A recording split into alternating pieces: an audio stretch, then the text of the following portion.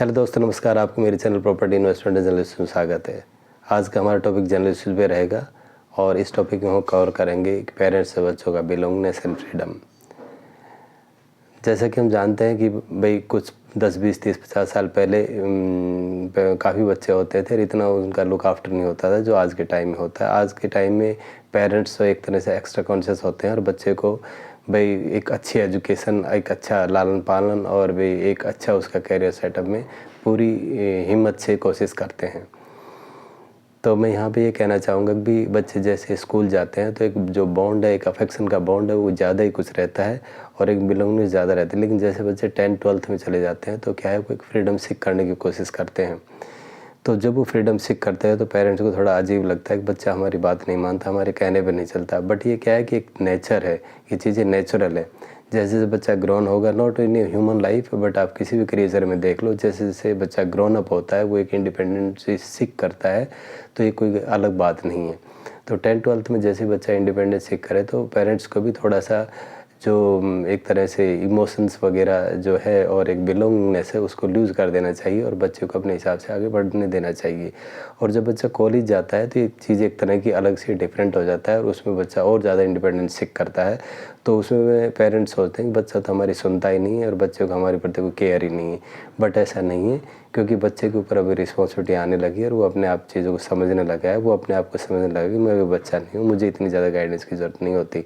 तो पेरेंट्स को भी चाहिए कि अपना बिलोंगिंगनेस जो है उसको कम कर देना चाहिए और एक बिलोंगिंगनेस और फ्रीडम में संतुलन बना के आगे चलना चाहिए। मैं ये नहीं कहता कि उसको टोटली फ्री छोड़ देना चाहिए। कभी कभी बच्चे क्या है, गलत आदतों के शिकार हो जाते हैं और इसमें फिर पेरेंट्स को बहुत ज़्यादा फील होता है। बच्चे की जो एक तरह से लाइफ है उसके स्पॉइल होने के चांसेस ज़्यादा रहते हैं। तो मैं ये नहीं कहता कि उसको टोटली फ्री छोड़ दिया जाए, बट एक संतुलन मेंटेन किया जाए जो बच्चों के बिलोंगिंगनेस और फ्रीडम है उसमें एक बैलेंस क्रिएट किया जाए।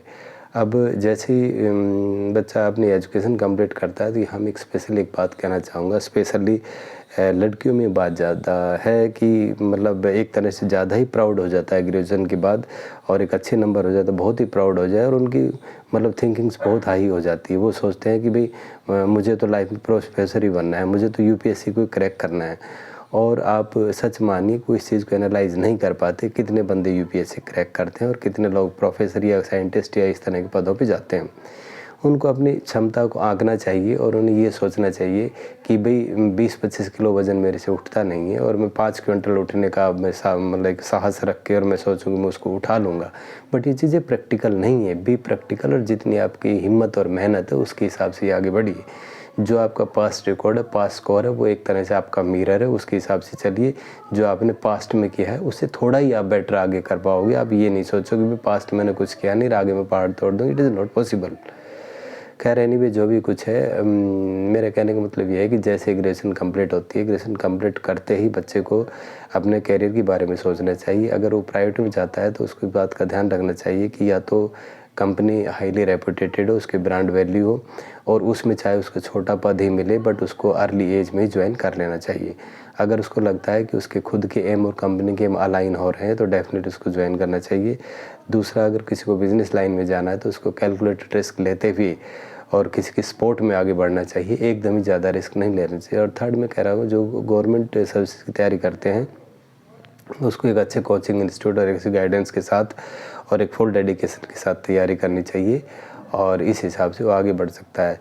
देखो कोई भी फील्ड करियर का हो, उसमें अगर 100% डेडिकेशन और इन्वॉल्वमेंट होगा तो ही आप आगे बढ़ पाओगे। कैजुअल एटीट्यूड से आप कहीं ना जाओगे, 5-6 महीने इधर उधर सिर मारोगे, वापस बैठ जाओगे और आपको लगेगा मैं लाइफ में कुछ कर ही नहीं पाया, डिप्रेशन के शिकार हो जाओगे। तो मतलब ज़्यादा बड़े ख्वाब न रखते हुए भी एक संतुलित और एक मतलब जो प्रैक्टिकल आपको लगता है कि ये चीज़ें पॉसिबल है, उसके प्रति आप फुली डेडिकेटेड हो और पूरा अपना जो कहता है कि इन्वॉल्वमेंट उसमें लगा दो और विद इन 3-4 ईयर आप डेफिनेटली एक उस लाइन में सक्सेस हो जाओगे। देखो एजुकेशन अगर आपकी कंप्लीट 21 में होती है तो 24 ईयर्स तक आपको कहीं ना कहीं सेट होना चाहिए। आपका टारगेट है ये 2 साल आप रिलैक्सेशन या 1 साल आप उसको एक्सटेंशन मांग लो, 25 या 26 दिन लास्ट वन।